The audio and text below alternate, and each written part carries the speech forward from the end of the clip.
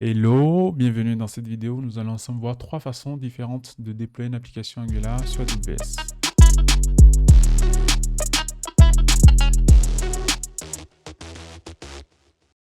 Alors pour la distribution de parties statiques d'applications, comme ça va être le cas pour nous aujourd'hui, AWS propose plusieurs solutions dont deux principalement sont très adaptées à cette problématique, à savoir S3, qui est un service de stockage objet qui va nous permettre d'héberger les fichiers statiques issus de la distribution Angular, à savoir les fichiers JavaScript, HTML, CSS, des images, en tout cas tous les fichiers statiques qu'on souhaite servir à nos utilisateurs. Ensuite, CloudFront va nous permettre de réduire le temps de transfert, c'est-à-dire la latence lors des chargements de nos fichiers.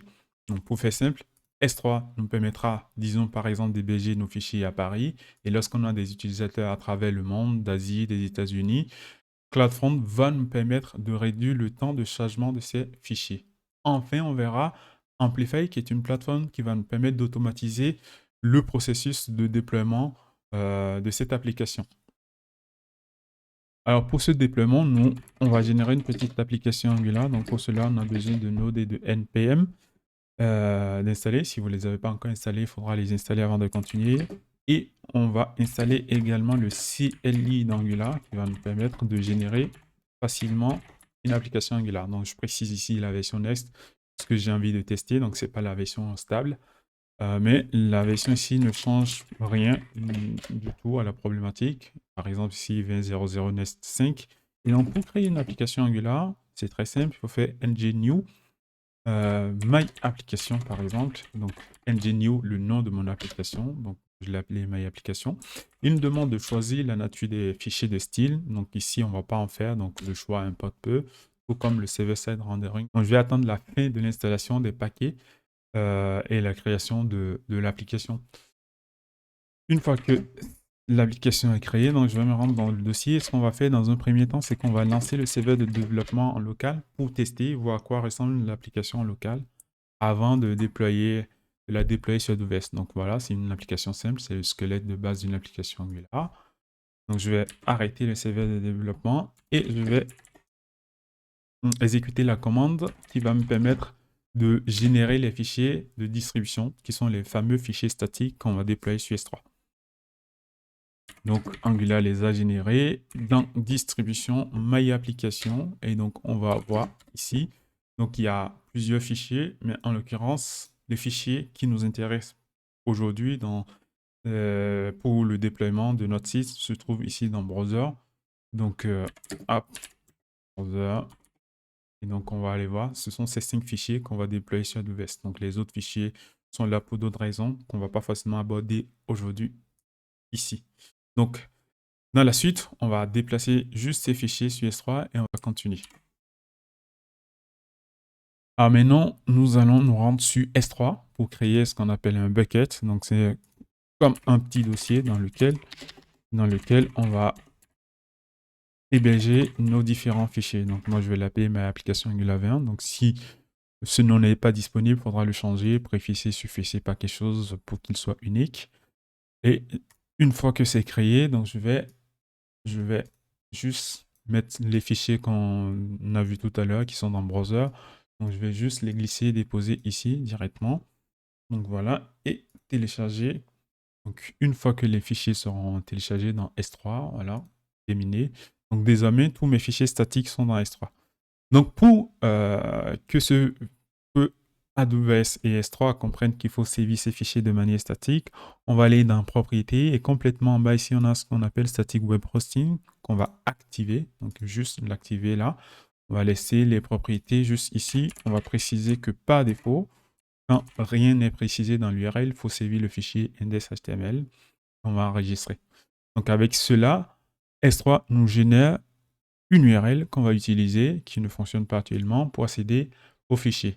Donc, pourquoi cette URL ne fonctionne pas? Il s'agit des règles de sécurité par défaut de S3. Donc, on voit ici que les accès publics sont bloqués. Donc, comme nous, on veut bien que ces fichiers soient accessibles de manière publique par des utilisateurs qui peuvent venir de partout. Donc, on va juste confirmer ici et débloquer cette partie. Une fois que ça c'est fait, on va explicitement indiquer à S3 de permettre cet accès globalement aux utilisateurs. Donc pour cela, on écrit un document qui est une règle qui fait partie des règles de sécurité. Ici, S3, donc je vais choisir S3 et je vais préciser l'action. Donc je vais préciser explicitement getObject qui veut dire que je permets l'accès en lecture, ici en lecture seule, à des ressources que je vais préciser ici. Donc cet accès, on va le permettre à tout le monde. Donc je vais mettre une petite étoile ici et à la ressource, ça va être les fichiers contenus dans notre bucket. Donc on va aller choper ici une sorte d'identifiant, donc l'ARN de notre bucket. Et on va juste préciser qu'on donne l'accès en lecture au contenu de ce fichier. Une fois que ça c'est fait, je peux enregistrer. Et avec ça, si je repère ici que je rafraîchis la page, bingo. Donc on voit qu'on vient de déployer notre application. Donc ça, c'est la version déployée sur Amazon, donc S3. Et ici, c'est la version locale. Donc on voit aucune différence. Désormais, mon application fonctionne très bien. Alors, nous venons de voir comment déployer une application Angular sur une bucket S3 en mode statique. C'est simple, très rapide et ça fonctionne très bien. Donc, pour des cas d'usage basiques, on est bon. Mais pour des applications un peu plus avancées, vont se poser quelques problèmes. Donc, premièrement, lorsqu'il est utilisé ainsi, S3 n'est pas optimisé pour la performance globale. Donc, les utilisateurs, comme je le disais en introduction, lorsqu'ils sont répartis à travers le monde, peuvent rencontrer des temps de chargement plus longs à cause de la latence, car tout va être servi depuis une seule région AWS. Donc, par exemple, ici, quand je l'ai créé, j'avais oublié de le mentionner, mais je l'ai créé dans la région US 1. Donc, on retrouve également dans les propriétés ici. Deuxièmement, il n'y a pas de mise en cache intelligente par défaut dans S3. Donc, si les utilisateurs rechargent la page comme ce que je suis en train de faire, ou lorsqu'ils accèdent à des fichiers volumineux, S3 va refournir ces fichiers, ces ressources à chaque fois, ce qui peut augmenter les coûts et ralentir l'expérience. Enfin, S3 n'est pas, ne gère pas nativement des fonctionnalités avancées comme la compression automatique, les redirections personnalisées, par exemple, lorsqu'on veut gérer des endpoints précis, ou la sécurisation un peu plus fine des parties de l'application, ce qui peut de nouveau poser des problèmes pour des applications complexes, comme je disais. Donc, c'est là qu'intervient le CDN d'Angular, CloudFront, qui va nous permettre non seulement de résoudre ces problèmes, mais d'améliorer globalement l'expérience utilisateur. Donc, voyons voir comment le configurer pour notre application Angular. Alors, avant de commencer à créer une distribution, CloudFront, ce qu'on va faire dans un premier temps, c'est qu'ici, on va se rendre dans notre bucket S3 et on va désactiver le site. Donc, on va désormais gérer le site par CloudFront. Donc, ici, je désactive. Ensuite, dans les permissions, comme on avait autorisé les accès publics, on va également les remettre ici, les activer pour ne pas exposer tous nos fichiers comme on a fait précédemment. Enfin, on va supprimer ici la règle de sécurité qu'on avait mise en place. Voilà. Donc, nous allons commencer par créer une distribution CloudFront. Donc, pour cela, l'origine de notre distribution CloudFront, ça va être notre bucket S3. Il faut juste choisir le bucket S3 ici. Contrairement à ce qu'on a fait tout à l'heure, en autorisant les accès publics, on peut désormais faire mieux en autorisant uniquement l'accès à notre bucket S3 à travers CloudFront uniquement. Donc, je vais faire ça. Et pour cela, je vais créer une règle à cet effet. Donc, voilà, on peut juste cliquer ici, garder tout signé comme ça et créer. Donc ça va faire une chose qu'on verra tout à l'heure, c'est nous donner une règle de sécurité qu'on va utiliser à la place de celle qu'on avait créée explicitement au début. Donc je vais continuer. J'aime bien ici rediriger tout ce qui est HTTP vers HTTPS. Et ensuite, il y a ici un choix à faire au niveau du pare-feu.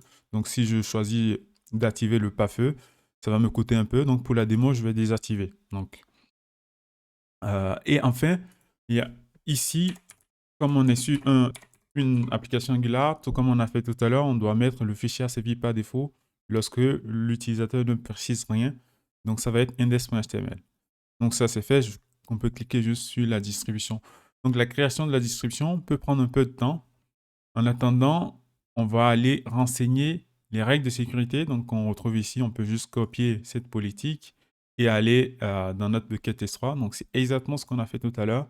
La seule différence cette fois-ci, c'est que la règle qu'on va mettre ici va être différente. Donc, c'est celle que j'ai copiée et collée. Et les différences principales, on les retrouve ici. Donc, en principal, c'est plus tout le monde désormais, mais c'est que le service CloudFront avec explicitement la distribution qu'on vient de créer. Et pareil, on encode l'accès uniquement là-dessus sur le contenu de notre bucket.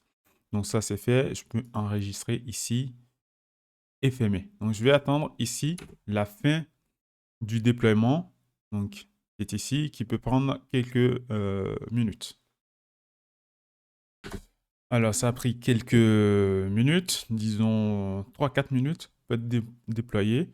Donc maintenant, on peut prendre l'URL ici et ouvrir cette URL et on va voir, on a de nouveau notre application qui est déployée. Donc cette fois-ci, à travers CloudFront.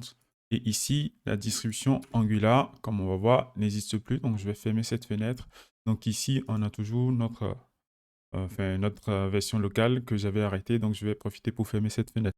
Donc cette fois-ci, ce déploiement nous a permis, on va dire, d'améliorer les performances et d'ajouter des fonctionnalités avancées comme la mise en cache. Donc, ce sont des choses qui sont gérées automatiquement par CloudFront pour nous et sur lesquelles, si on a besoin de faire des actions, on pourra créer des invalidations de cache un peu plus facilement. Et la plus-value essentielle, c'est qu'elle est mondiale cette fois-ci avec des mises en cache un peu partout dans le monde. Donc cette approche est robuste ou des applications statiques nécessitant une diffusion optimisée. Donc, cependant, on peut encore trouver une insuffisance à cette façon de faire, c'est que depuis le début, tout ce que j'ai fait est manuel. Donc, mettre en place CloudFront, synchroniser avec un bucket S3 et gérer les invalidations de cache demande du temps et parfois même une expertise, surtout pour des équipes qui veulent se concentrer sur le développement plutôt que sur l'infrastructure. Donc, les déploiements continus ne sont pas nativement intégrés. Donc, à chaque mise à jour, par exemple, de ce qu'on a à faire, on va devoir manuellement uploader les nouveaux fichiers sur S3 et invalider le cache de CloudFront, par exemple, si on veut, ce qui peut être source d'erreur et ralentit le cycle de livraison. Et là, il faut livrer vite, vite, vite. Enfin, CloudFront est principalement conçu pour des applications statiques. Donc, si l'application Angular doit interagir avec, par exemple, des API, des bases de données ou d'autres backends, il faudra aussi commencer à les configurer. Donc, configurer les services supplémentaires, donc, ce qui peut rajouter de la complexité. Donc, c'est assez problématique que tente de répondre aussi facilement Amplify en intégrant des pipelines CI/CD directement depuis un Git et simplifier la gestion des fronts et cette fois-ci même des backends. Donc, voyons voir comment configurer Amplify pour déployer une application. Bien, pour déployer notre application Angular sur Amplify, on va juste cliquer ici. Et donc, on parlait tout à l'heure de pipeline CI/CD. Donc, ici, moi, je vais mettre le code que j'ai déjà mis sur GitHub. Donc, je vais sélectionner ici GitHub, effet suivant. Donc, Amplify va se connecter à mon compte GitHub. Et là, je peux sélectionner mon repo ainsi que la branche principale sur laquelle je souhaite faire le déploiement. Ensuite, suivant, je vais préciser ici, comme on avait vu au début, les fichiers de distribution seront dans distribution, mes applications et surtout browser. Browser ici. Donc, ce que je viens de faire là, normalement, il est préférable de faire dans le fichier Amplify YAML à la racine du projet. Donc, ici, on peut le faire ici simplement. Et donc, on va configurer la version de Node.js qui doit être utilisée. Donc, sachant que Angular, dans cette version, le CLI a besoin de la version 22. Donc, je vais mettre ici la version 22. Ensuite, je peux cliquer sur suivant. Et juste avec ça, je vérifie juste tout est bon, tout est bon. Et là, bam, le déploiement commence. On va patienter pour voir les différentes étapes.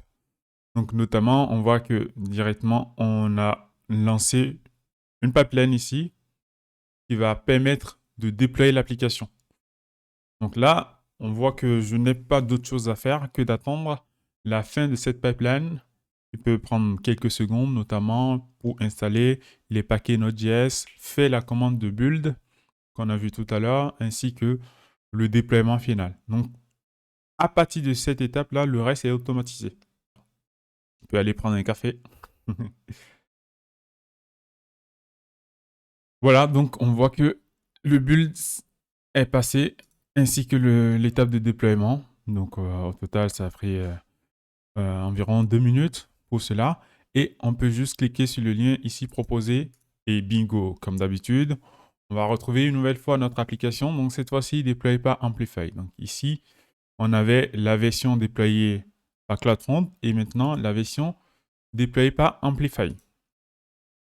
Donc à partir de ce moment, on peut supprimer notre distribution CloudFront et n'utiliser que la dernière version qui est déployée par Amplify. Alors, pour voir la puissance de Amplify, ce qui change effectivement dans cette version, ce qu'on va faire, je propose qu'on aille dans notre éditeur et qu'on ouvre le dossier de l'application ici. Hop. Et donc, depuis notre éditeur, cette fois-ci, je vais chercher le fichier app TS, donc dans lequel actuellement on a le titre de l'application qu'on peut voir actuellement affiché ici. Il s'appelle My Application. Donc, ce que je vais faire, je vais changer ici et on va mettre Amplify is the best. Voilà, j'enregistre et voilà, je mets un nom de commit ici et c'est parti. Je vais pousser les changements. Donc, une fois que j'ai fait cela, je reviens dans cette étape quand je retrouve mon application Amplify ici et on voit automatiquement un nouveau déploiement commence sur la branche. Donc voilà, après avoir rechargé, on voit apparaître le déploiement ici, qui est ici également. Donc si je clique ici, donc ça va faire les mêmes étapes que précédemment. Donc ça va builder l'application et la déployer. Donc maintenant, on voit que dans le processus, il n'y a plus aucune action manuelle. Donc tout est automatisé désormais. Donc je vais attendre également la fin de ces pipelines. Donc voilà, de nouveau, les deux phases de l'installation sont passées, le build et le déploiement. Donc je peux désormais me rendre sur l'application et rafraîchir. Et bingo! De nouveau, on a notre application qui est déployée cette fois-ci automatiquement, qui fonctionne très bien. Et le titre qui a été mis à jour. Nous voici donc à la fin de cette vidéo. J'espère que celle-ci vous a aidé à mieux comprendre les différentes options de déploiement sur AWS. Si vous avez des questions ou des retours sur l'une de ces méthodes, partagez-les dans les commentaires. Et n'oubliez pas de vous abonner pour de prochaines vidéos. Ciao!